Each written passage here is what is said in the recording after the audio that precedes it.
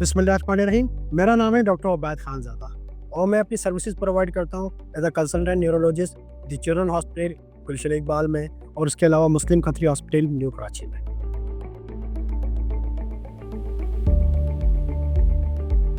आज का हमारा टॉपिक है मिर्गी और रमज़ान। क्या मिर्गी के मरीज़ रोज़ा रख सकते हैं? जी हाँ, बिल्कुल रख सकते हैं।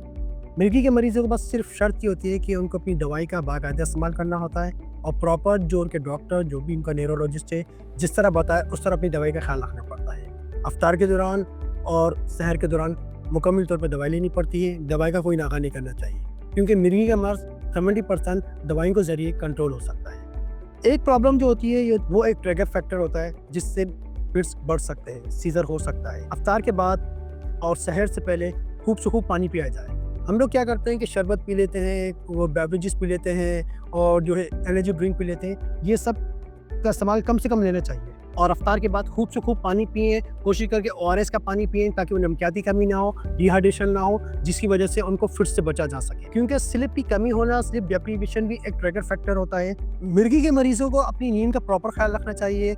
हमारे यहाँ पर एक बड़ा ख़राब सा दस्तूर चलता है कि हम लोग जो है वो सहरी तक जागते हैं और फिर जो सहरी करके 2-4 घंटे सो जाते हैं, उसके बाद अपने ऑफिस चले आते हैं। रात की नींद प्रॉपर लेनी है, ना कि सिर्फ ये कि हम जब बेड के ऊपर आएँ और मोबाइल यूज़ करने लग जाएँ।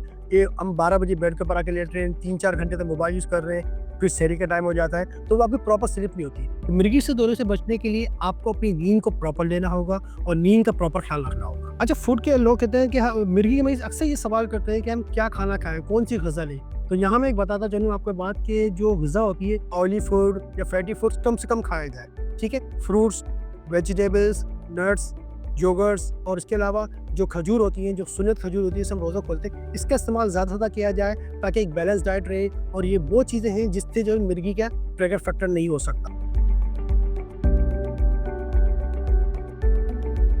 अगर किसी को रोज़े की हालत में दौरा पड़ जाए, ना सिर्फ रोज़े की हालत में बल्कि गैर रमज़ान में भी अगर किसी को दौरा पड़ जाए तो उसमें क्या-क्या चीज़ें करें? सबसे पहले ये कि जो भी अटेंडेंट हैं, जो भी उसके तीमारदार हैं, वो देखें अगर साइड में कोई भी ऐसी डेंजर चीज़ है जिससे उसकी जान को नुकसान है, वो सारी चीज़ें साइड में कर दें। मिसाल के तौर पर इलेक्ट्रिक के करंट्स होते हैं, इलेक्ट्रिक वायर्स होती हैं, उन सबको साइड में कर दिया जाए, ठीक है? फर्नीचर वगैरह कोई ऐसा ना हो जिससे वो मिर्गी की हालत में नीचे गिरे और उसको इंजरी हो जाए, उन चीज़ों को साइड में कर दिया जाए, नंबर 1। नंबर 2, उसके मुँह में कुछ नहीं डाला जाए, नथिंग पर ऑरल जिसको हम कहते हैं कि उनके मुँह में कुछ नहीं डाला जाए जब तक पेशेंट फुली कॉन्शियस ना हो जाए, जब तक उसके मुँह में कुछ नहीं डाला जाए।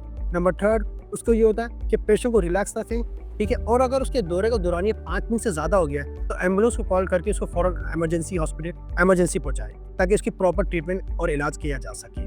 और अगर रोज़े की हालत में किसी को दौरा पड़ जाता है तो उस दौरान हॉस्पिटल पहुँचा के उसको इंजेक्शन लगवाए जाएँ, जो कि मिर्गी की दवाइयाँ इंजेक्टेबल फॉर्म में भी आती है। वो इंजेक्टेबल फॉर्म में उसको इंजेक्शन लगा के फर्स्ट एड दिया जाए और अगर उससे कंट्रोल हो जाता है तो बहुत अच्छी बात है और अगर कंट्रोल नहीं होते तो एक से दूसरा, दूसरे से डोज बढ़ा के इंजेक्शन लगाया जाए।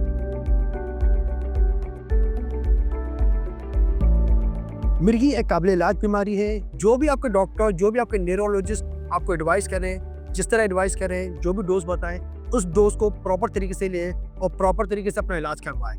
मिर्गी ना कि जिन भूत की बीमारी है बल्कि काबिल इलाज बीमारी है। मिर्गी का मरीज़ रोज़े रख सकता है,